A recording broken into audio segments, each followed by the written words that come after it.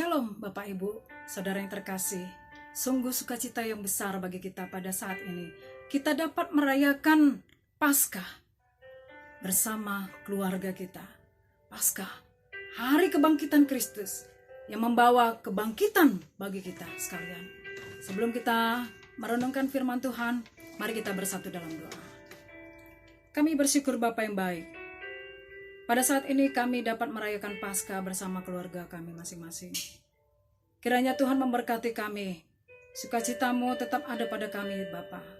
Biarlah firman Tuhan juga memberikan kekuatan dan semangat yang baru bagi kami ya Bapa. Terima kasih Tuhan Yesus. Berbicaralah kepada kami karena kami siap mendengarkan firman-Mu. Demi nama Tuhan Yesus Kristus, kami sudah berdoa. Amin.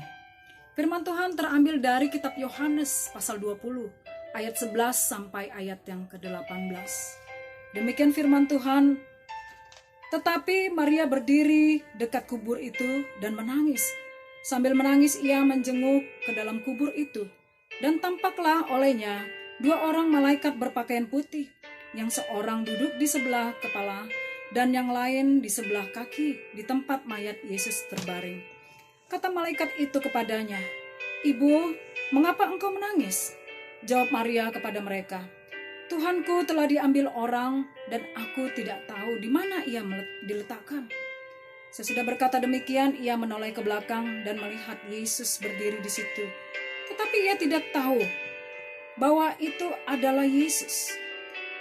Kata Yesus kepadanya, "Ibu, mengapa engkau menangis? Siapakah yang engkau cari?"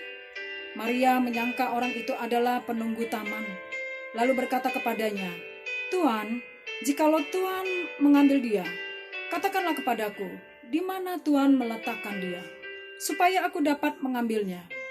Kata Yesus kepadanya, "Maria." Maria berpaling dan berkata kepadanya dalam bahasa Ibrani, "Rabuni," artinya guru. Kata Yesus kepadanya, "Janganlah engkau memegang aku, sebab aku belum pergi kepada Bapa, tetapi pergilah kepada saudara-saudaraku, dan katakanlah kepada mereka, bahwa sekarang aku pergi kepada Bapakku dan Bapamu, kepada Allahku dan Allahmu." Maria Magdalena pergi dan berkata kepada murid-murid, "Aku telah melihat Tuhan," dan juga bahwa Dia yang mengatakan hal-hal itu kepadanya. Saudaraku yang terkasih dalam Tuhan Yesus, peristiwa kebangkitan Kristus menjadi peristiwa yang sangat unik sepanjang sejarah manusia. Tidak ada peristiwa seperti ini yang kita dapatkan. Dan kita lihat kepada orang-orang, pendiri-pendiri, tokoh-tokoh agama, pembesar-pembesar, yang sama dengan peristiwa yang dialami oleh Kristus. Inilah perbedaan Kristus dengan orang-orang tersebut. Bahwa ia telah mati dan pada hari ketiga ia bangkit. Hal ini pernah dia katakan kepada murid-muridnya.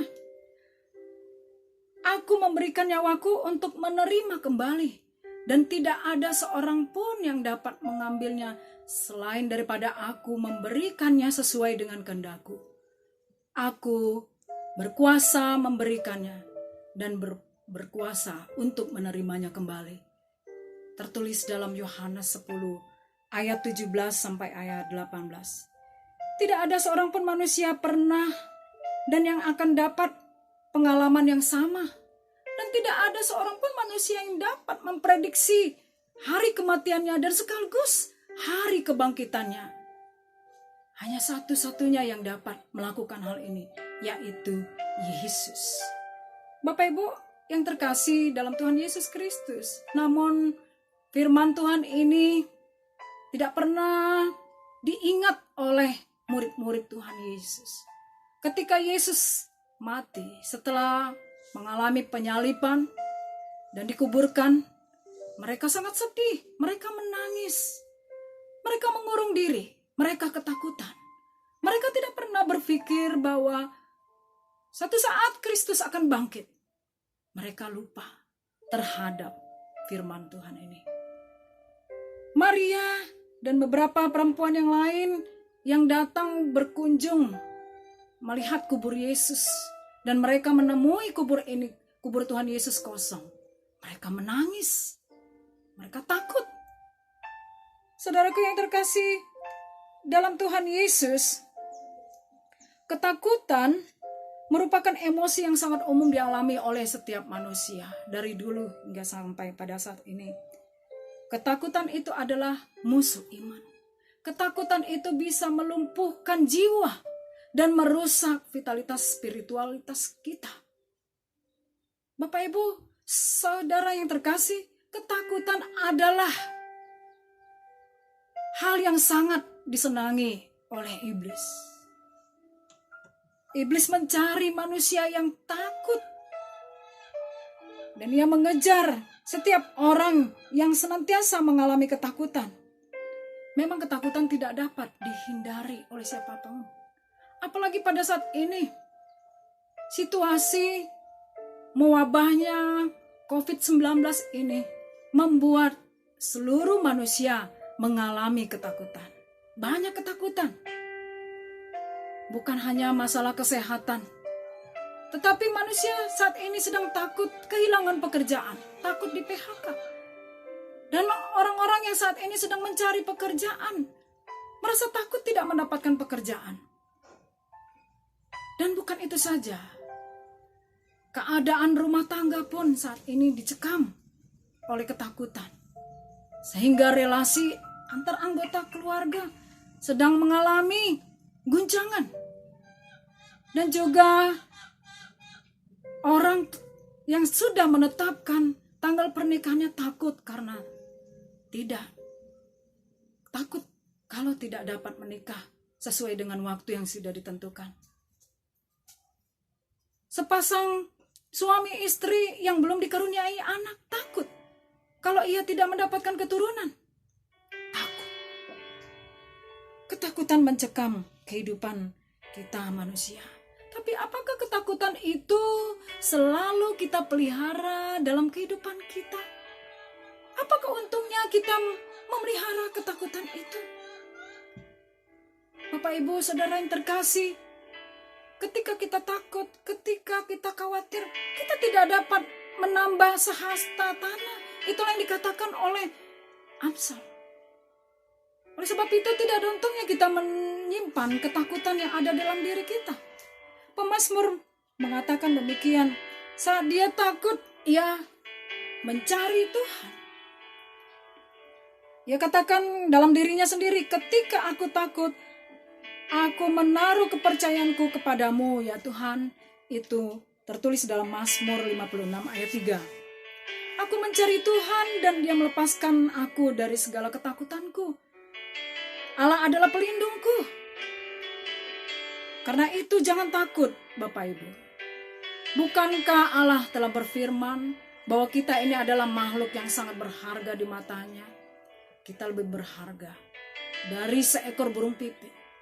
Kita bayangkan, seekor burung pipit saja dipelihara oleh Tuhan, apalagi kita ini manusia.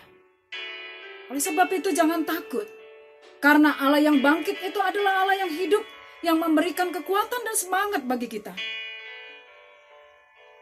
Saudaraku yang terkasih dalam Tuhan Yesus, Maria telah mencari Tuhan dan ia melihat Tuhan dan bahkan ia mendengar suara Tuhan.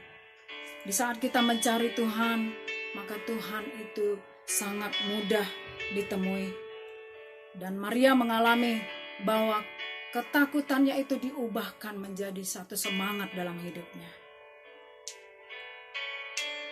Yang tadinya ia mengalami ketakutan, ketakutannya telah hilang dan semua air matanya telah terhapus ketika ia bertemu dengan Tuhan Yesus.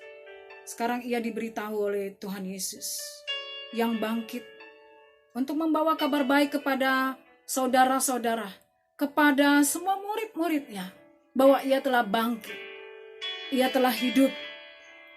Kabar baik yang harus diberitakan oleh Maria adalah kabar kebangkitan Kristus. Kabar baiknya adalah Yesus itu hidup bagi kita. Tuhan Yesus menyuruhnya untuk pergi dan membagikan kabar baik tentang kasih Allah yang ditemukan dan dinyatakan dalam pribadi Yesus yang hidup itu. Semua orang Kristen yang percaya kepada kebangkitan Kristus harus mengabarkan kabar baik ini kepada orang-orang yang belum menerima dan percaya kepada Kristus. Jadi semua orang Kristen adalah penginjil. Mari kita pikirkan orang yang pertama kali yang telah menginjili kita, sehingga kita menjadi orang yang percaya kepada Kristus. Apakah dia adalah orang tua kita? Apakah dia adalah ayah kita atau ibu kita? Atau guru sekolah minggu kita? Atau pendeta kita? Atau teman baik kita yang telah mengabarkan kabar baik bagi kita? Bapak Ibu Saudara yang terkasih, kalau mereka dapat dipakai oleh Tuhan untuk mengabarkan kabar baik, itu karena Tuhan berkenan dalam hidup mereka. Seperti yang dikatakan oleh John Wesley, demikian, saya ingin seluruh hidupku adalah Kristus yang hidup dalamku. Saya ingin Alkitab adalah bukuku.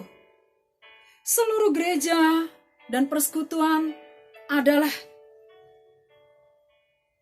persekutuanku, dan seluruh dunia adalah ladang misiku. Lalu dia katakan demikian, beri aku 100 pengkhotbah yang tidak takut akan apapun selain takut akan dosa, dan tidak menginginkan apapun selain menginginkan Tuhan. Aku tidak peduli apakah ia pendeta ataukah orang awam. Aku sendiri dapat mengguncang gerbang neraka dan mendirikan kerajaan sorga di bumi ini bersama orang-orang yang dapat mengabarkan kabar baik, yaitu kebangkitan Kristus.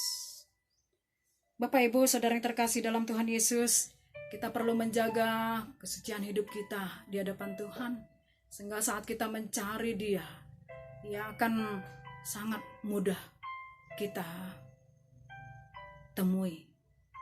Mari, kita yang sudah mendengarkan kabar baik itu, haruslah kita juga mengabarkan kabar baik itu. Sama seperti ketika pertemuan dengan Tuhan Yesus Kristus yang telah bangkit itu mengubahkan Maria yang tadinya takut. Kini Maria Magdalena menjadi wanita yang sangat-sangat berani dan bersemangat di dalam Kristus. Ia mengabarkan kabar baik itu kepada saudara-saudaranya terlebih dahulu dan juga kepada murid-muridnya. Bagaimana dengan kita? Kita yang sudah mendengarkan kabar baik itu, Kristus menghendaki supaya kita mengabarkannya juga kepada setiap orang yang ada di sekitar kita. Haleluya. Tuhan memberkati kita. Kristus yang bangkit itu senantiasa membawa kehidupan bagi kita. Selamat Paskah. Tuhan memberkati kita. Mari kita berdoa. Bapa di sorga, terima kasih untuk firman-Mu yang menguatkan kami, yang menghilangkan segala ketakutan dan kecemasan kami, Bapa, menggantikan sukacita dan semangat dalam hidup kami. Bapa di sorga, Engkau Allah yang hidup itu senantiasa hidup dalam kehidupan kami, Tuhan, yang memberikan kami kekuatan. Terima kasih Bapa di sorga. Mampukan kami untuk mengabarkan kabar baik yang Tuhan berikan bagi kami. Bagaimana kami mendapatkan kabar berita Injil itu, Tuhan. Biarlah kami juga mendapatkannya dan memberikannya kepada setiap orang yang dekat dengan kami. Melalui firman-Mu, melalui iman yang Tuhan berikan bagi kami, dan juga melalui perhatian kami kepada sesama kami yang membutuhkannya. Menolong mereka, menguatkan mereka, Tuhan, dengan segala apa yang ada pada kami, Tuhan Yesus. Baik melalui harta kami, melalui apa yang kami miliki, kami dapat mengabarkan kabar baik itu, bahwa Kristus yang bangkit itu memberikan kehidupan. Terima kasih Bapa di sorga. Di dalam nama Tuhan Yesus kami sudah berdoa. Amin.